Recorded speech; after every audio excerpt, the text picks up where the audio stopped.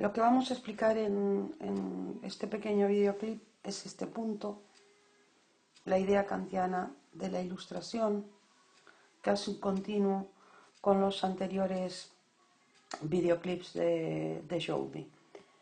Si nos fijamos, vamos a estar siguiendo la idea que presentamos en el texto 1 de la Siuga, los objetivos de la ilustración, cuáles son las características de la razón ilustrada, y lo vamos a ver precisamente porque este es el inicio de la explicación de Kant como filósofo ilustrado. Si lo miramos aquí, vamos a ver la idea kantiana de ilustración como introducción a lo que es toda la filosofía kantiana, que como vemos vamos a tener que explicar en dos grandes apartados, que es la síntesis entre racionalismo y empirismo de Kant, que es ahí donde nosotros vamos a explicar lo que es su teoría de conocimiento, ¿vale? Y luego vamos a tener que explicar aquí su ética en este segundo apartado. Pero el primer apartado, el apartado, digamos, que va a dar el marco conceptual, es precisamente el ver a Kant como ilustrado y la idea que él tenía de ilustración. Por lo tanto, es una continuación de los anteriores videoclips. Si os fijáis, la idea aquí es señalaros muy rápidamente algunos de los aspectos que lo marcan como un ilustrado. El hecho de saludar, digamos, con alegría, por un lado la independencia de los Estados Unidos y por el otro la Revolución Francesa, a pesar de que criticó sus excesos, ¿no? El hecho también de que haya valorado especialmente a autores como David Hume, del cual ya veremos, él señala con admiración que lo despertó del sueño dogmático en el que él vivía por haber sido, creado intelectualmente en medio del racionalismo dogmático alemán. Esto ya lo veremos con posterioridad. Desde ese entonces que valoró especialmente a David Hume y a Rousseau, y también sintió una grandísima admiración por los avances científicos de la época, ¿no? Hay dos grandes periodos en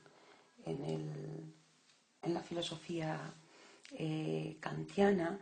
El segundo es el periodo más importante, que son el periodo precrítico, donde él lo que hace es dedicarse a revisar las ideas de ese racionalismo en las que él se educó, y revisando esas ideas es precisamente que va a leer a Hume, aquí lo tenéis, y a Rousseau, ¿vale? Y va a conocer esos avances de los que hablábamos antes, de las matemáticas y de la física del momento, centrándose especialmente en lo que son las investigaciones de Newton, ¿no? El periodo más importante kantiano es el periodo crítico, del cual surge precisamente esa trilogía que es el eje vertebrador de toda la obra kantiana, las tres críticas, ¿no? La crítica de la razón pura, la crítica de la razón práctica y la crítica del juicio, ¿no? Es en ese periodo, precisamente en el periodo crítico, en el cual nosotros nos vamos a centrar.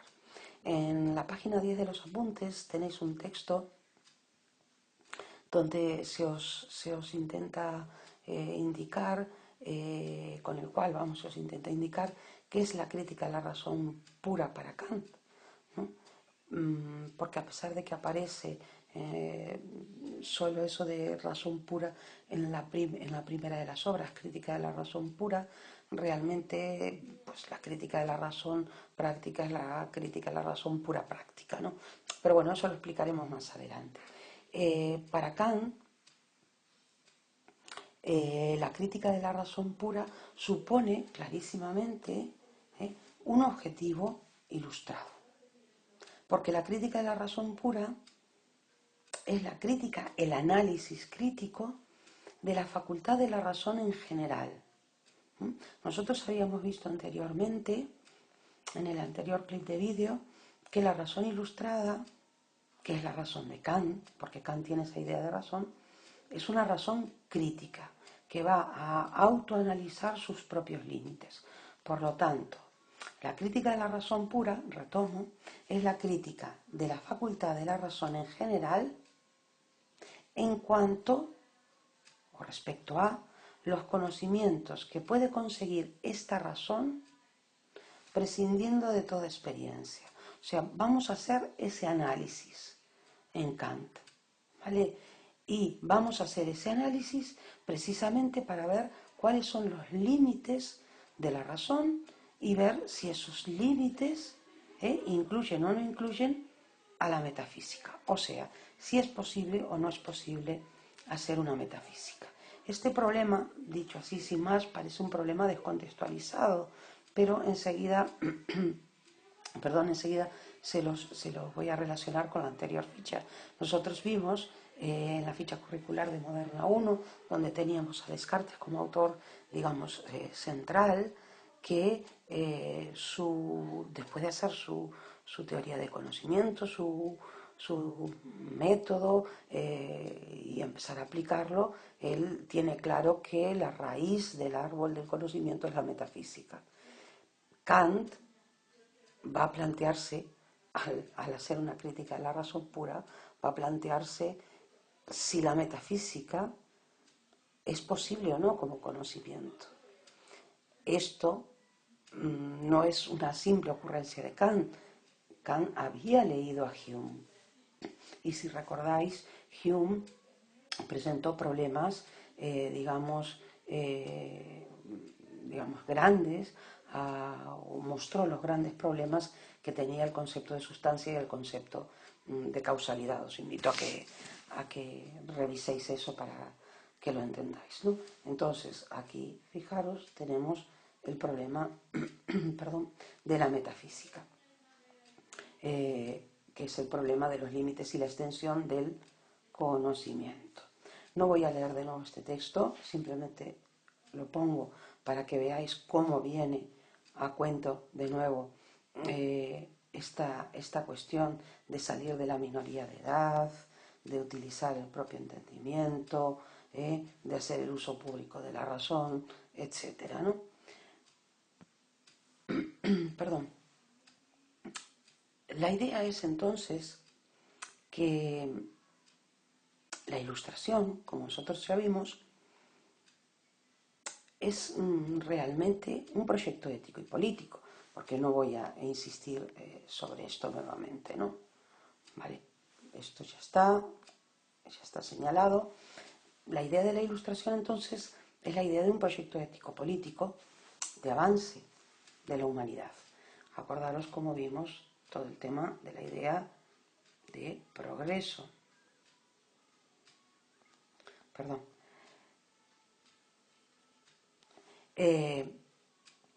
La idea precisamente de creencia en el progreso y la afirmación del conocimiento científico, ¿no? Recordar cómo vimos esto respecto a que el conocimiento que se tiene en cuenta es el conocimiento de la naturaleza. En este sentido, hay que señalar que ese proyecto ético-político de avance de la humanidad puede verse resumido en las tres preguntas que Kant se hace y que cree que resumen todo el conocimiento y todo lo relevante del saber para el ser humano. Por un lado, la pregunta ¿qué puedo saber? Por otro lado, la pregunta ¿qué debo hacer? Y por último, la pregunta ¿qué me cabe esperar si hago lo que debo hacer? Si yo contesto a la pregunta ¿qué puedo saber?, que significa contestar cuáles son los límites de las capacidades cognitivas que nosotros tenemos, estaré haciendo, digamos, un saber sobre lo que es el conocimiento teórico, ¿vale? Lo que hemos visto hasta ahora como teoría de conocimiento. Si yo contesto a la pregunta ¿qué debo hacer?, estaré respondiendo a lo que es el conocimiento de tipo práctico, o sea, estaré respondiendo a cuestiones éticas o ético-políticas, ¿no? Como ya hemos visto. Ahí, preguntándonos qué debo hacer, descubriremos cuál es la regla para obrar tanto moral como políticamente. Estas preguntas que responden al conocimiento teórico y al conocimiento práctico, ¿no? O sea, qué puedo saber y qué debo hacer, deben ir juntas, porque yendo juntas vamos a poder contestar la pregunta ¿qué me cabe esperar? Contestando esta pregunta ¿qué me cabe esperar? Vamos a poder profundizar ya no exactamente en el conocimiento, sino en las esperanzas. Esto es interesante, lo de las esperanzas, no el conocimiento, que determinan el sentido de la vida y del universo. Si nosotros lográsemos contestar estas tres preguntas, y ese es digamos, el proyecto ilustrado kantiano que os decía antes, que es un proyecto ético, político, de avance de la humanidad, ¿sabéis? Vamos a contestar, fijaros a la pregunta, ¿qué es el ser humano? Ahí les reitero que tienen que tener en cuenta el texto que es la ilustración, del cual van a tener un control sobre la lectura guiada, que es un texto optimista basado en la creencia en el progreso y donde tenemos una clarísima recepción de las ideas ilustradas que ya vimos en el anterior clip, ¿no? Contestando a qué es el hombre, les decía, y teniendo como marco el texto que es la ilustración, nosotros tenemos que entender que la definición kantiana de ilustración no puede más que reflejar lo que ya vimos en el texto 1 de la yoga, que la inteligencia humana tiene una capacidad natural para abandonar la minoría de edad, y fijaros, interesante, ¿vale? Si seguís leyendo el texto, que tiene que haber una relación entre el uso de la razón, el uso emancipado de la razón, el uso autónomo de la razón y la aceptación de la fe, pero de una fe de tipo, ya lo veremos luego, ahora no lo puedo explicar porque lo vamos a tener que ver después de explicar otras cosas, una fe racional, ¿vale? Además nos va a plantear en lo que es su idea de ilustración, una relación entre poder político e ilustración, y también nos va a plantear, lo tenéis que mirar ahí en los apuntes, una diferencia entre época ilustrada y época de la ilustración. Fijaros esencialmente en estos puntos, ¿vale? Para poder entender mejor a Kant como ilustrado. El proyecto ilustrado kantiano es un proyecto, ahora sí ya lo detallamos más, es un proyecto que, como vosotros ya sabéis, ¿sí?, está dirigido por esta consigna: atrévete a pensar. Esa es la consigna. Porque el atrévete a pensar es, digamos, el impulso que le va a poder dar al ser humano la orden autónoma, o sea, la orden que el humano se da a sí mismo. El ser humano se ordena en ese sentido a sí mismo, el tener valentía, el tener osadía, el confiar en sus capacidades, en confiar en el uso autónomo de esas capacidades, y también digamos, el tener el ansia, ¿no? Las ganas de expandir el saber y de iluminar las zonas de tinieblas. Acordaros que la tiniebla siempre es la superstición, la ignorancia, ¿no? Por lo tanto, el proyecto ilustrado kantiano es un proyecto teñido de entusiasmo por la ciencia y por el progreso, marcado por la admiración que él siente por la física de Newton. Recordemos que antes os mencionaba que en la primera etapa de la filosofía kantiana él se dedica a estudiar intensamente todo esto y a estudiarlo de una forma, digamos, eh, asombrada, ¿no?, por la admiración, ¿no? Porque lo ve como un ejemplo de combinación entre la utilización de la razón y de la experiencia, ¿no?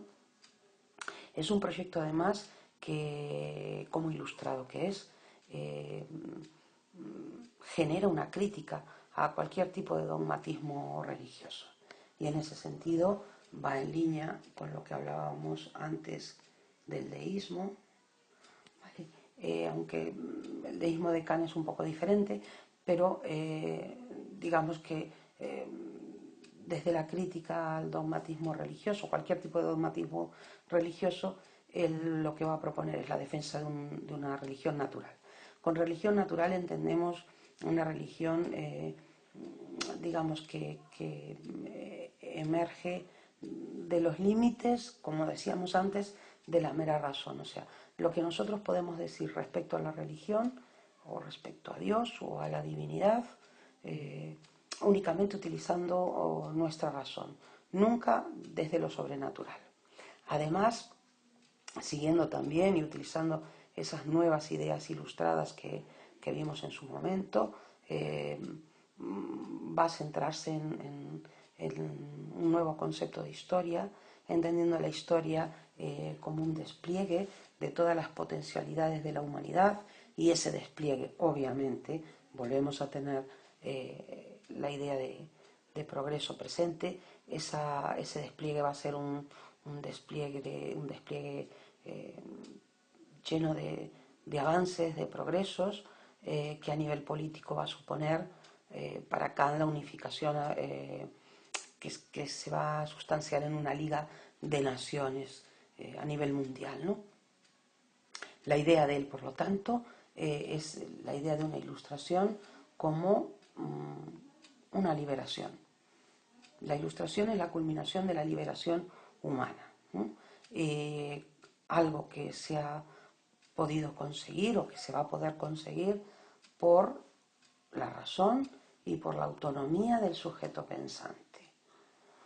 Por lo tanto, fijaros, tenemos como fundamental la tarea de la filosofía, porque desde la filosofía precisamente se va a hacer un análisis de la razón para poder convertirla en sistemas de principios, en un sistema de principios que rijan tanto el saber de la naturaleza como el de el ámbito, digamos, práctico, privado, el de la ética, como el comunitario, la política, ¿no?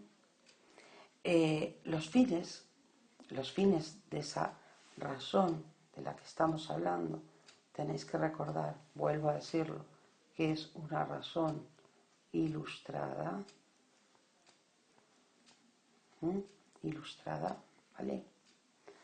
Los fines de la razón, ¿vale?, que van a ser los intereses esenciales del sujeto pensante, ¿vale?, van a ser esas tres preguntas de las que hablamos antes. ¿Qué puedo conocer? ¿Qué debo hacer? ¿Y qué puedo esperar?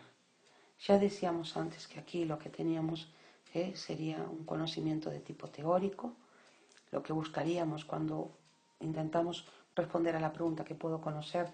Es la búsqueda de principios que posibiliten el conocimiento científico de la naturaleza, ver hasta dónde podemos llegar con nuestro conocimiento. Esto es muy importante tenerlo en cuenta, hasta dónde podemos llegar, lo cual implica que no podemos llegar a todo. La pregunta ya nos está señalando que hay límites, y los límites, como vimos antes, van a estar en la experiencia. Además de eso, vamos a tener también que delimitar cómo vamos a hacer para saber qué debemos hacer. Por lo tanto, vamos a estar en el ámbito de la investigación ética, y eso es contestar a la pregunta ¿qué debo hacer?, ¿no? Y aquí lo relevante, si tenemos en cuenta esa idea de autonomía de la razón sobre la que insistimos una y otra vez, es que vamos a tener que investigar sobre los principios y vamos a tener que investigar sobre las condiciones que van a determinar el quehacer del ser humano, las acciones del ser humano, pero como un ser racional y libre. Precisamente porque teniendo al ser humano como un ser racional y libre, es como vamos a poder precisamente tener a un ser humano como ser autónomo. Respecto a la tercera pregunta, ¿qué puedo esperar? Ya señalábamos antes que es una pregunta que no implica el ámbito de conocimiento, sino el ámbito de la esperanza, ¿no? Y la idea, por eso veis aquí lo de esperar, la idea es que lo interesante de plantearnos esto es que nos está permitido esperar, que es razonable esperar si hacemos lo que debemos hacer, ¿no? Si hemos cumplido con nuestro deber, ¿no? Ya veremos luego que la ética kantiana es una ética del deber. La pregunta básica, que realmente es la pregunta en la que se va en la que se va a desdoblar estas tres, ¿no? Es qué es el ser humano, qué es el hombre.